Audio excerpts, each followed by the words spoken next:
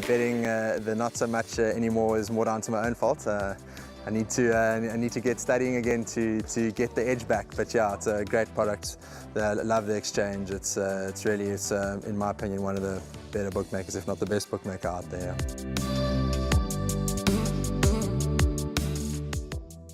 Well, race number 6 is the last pick 3 on the card. It's over 1,400 meters. Fillies and mares 70 handicap. It's a D division class. And we'll go to this package that we have for you, and maybe it can help, because here's a race that I think you'll get a handsome trifecta and quartets in race number 6. So maybe this package could be a big help.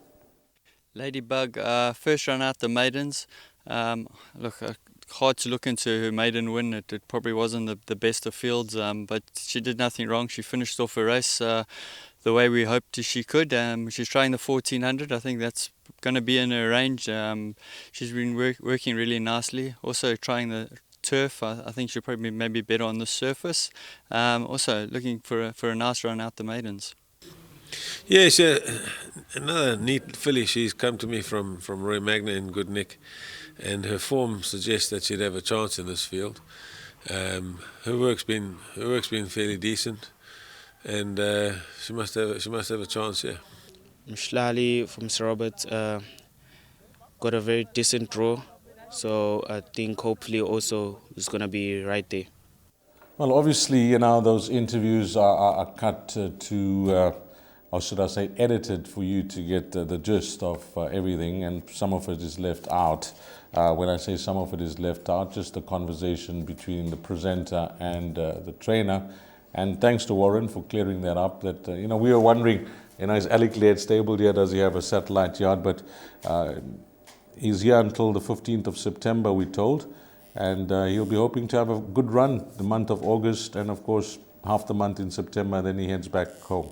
It's always good news to find out exactly whereabouts the horses are, if they've travelled and everything. So now we've got the lowdown with the stable, and that just makes things a little bit easier for us to dissect over the next month. No travelling and that type of thing. Otherwise, it's a guessing game, with these trainers that come in from other provinces. So Alec Laird, we wish you well over the next, let's call it a month now. 15th of September is when you'll head off with your horses. So hopefully, because we've been stepping out a few horses recent meetings, and I've been wondering what's happening. So we know Alec Laird's here until the 15th of September. Okay, let's get to the field now.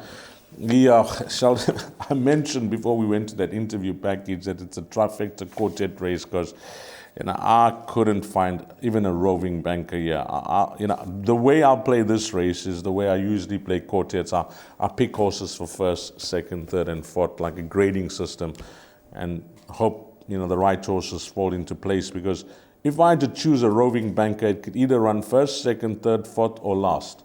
That's the way I see it. 100%. That's the way the race could work out. I'd rather have numbers going for first, second, third, and fourth. So I don't know if you have found something that could represent value, or maybe a roving banker, because it's really tough.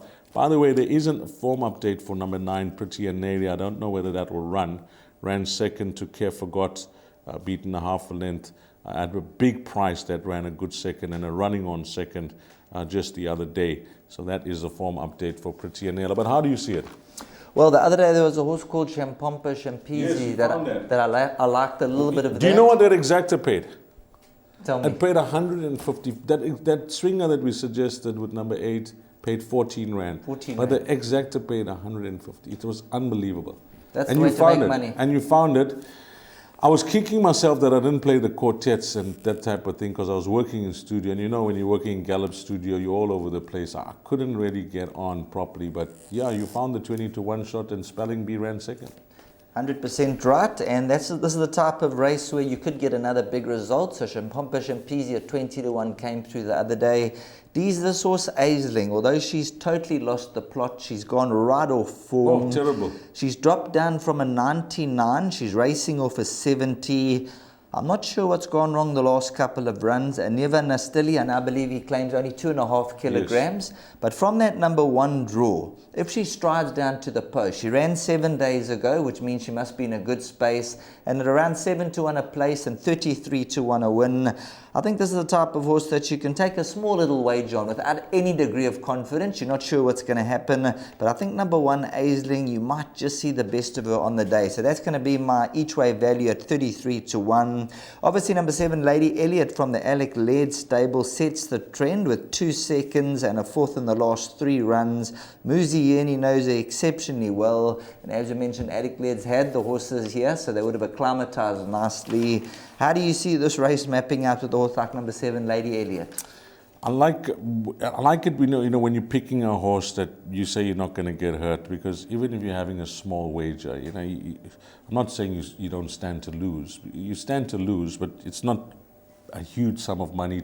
Your gain is actually more than your loss if it does happen to come through, and the cover bet being the places. So that could be a nice find for the guys, especially in a bet like the jackpot. And Kumara Naidu, keep an eye on him. He's having his winners. His horses are running well. Yeah, my numbers here are 2, 3, 5, 7, and 10. 2, 4, 5 runners. 2, 3, 5, 7, and 10. 2 being Purple Flower. Of course, number 3, we heard it from Alec Laird. Number 5, I think it'll be no surprise to see the horse come out and run well out the maidens. Number 7 is Backup. Number 3 is from the Sean Terry stable. Number 7 is from the Alec Laird yard. And then horse number 10, Fort Judo. Last time out, they put the money down like they knew the result. Yeah, well, we went with the value last time out, Fort Judo, and the guys were very, very strong. Opened up at 10-1. They backed right down to 18-10. And that occasion, Samanga Kamalo managed to get the best out of her.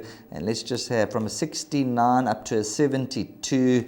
A horse who's got a victory on the turf. Seems a little bit more effective on the poly track. Yeah. However, a horse that you can't leave out. Can't leave out. So Sheldon is suggesting include number 1 Aisling in all your bets, whether that runs first, second, third, or fourth. At the price, it will boost the dividends. My suggestion is play as wide as your budget will allow here in race number 6. If I am pushed for a roving banker, it's going to be the young 3-year-old from the Sean Terry stable called Golden Moment.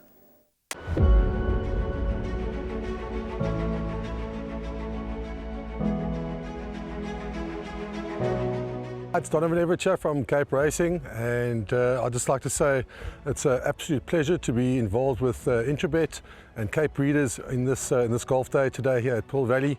It's fantastic for the industry to see all the relevant stakeholders coming down and having a good time and networking, and it's exactly what the industry needs right now in terms of moving forward and recreating some positivity to take us forward into the next year.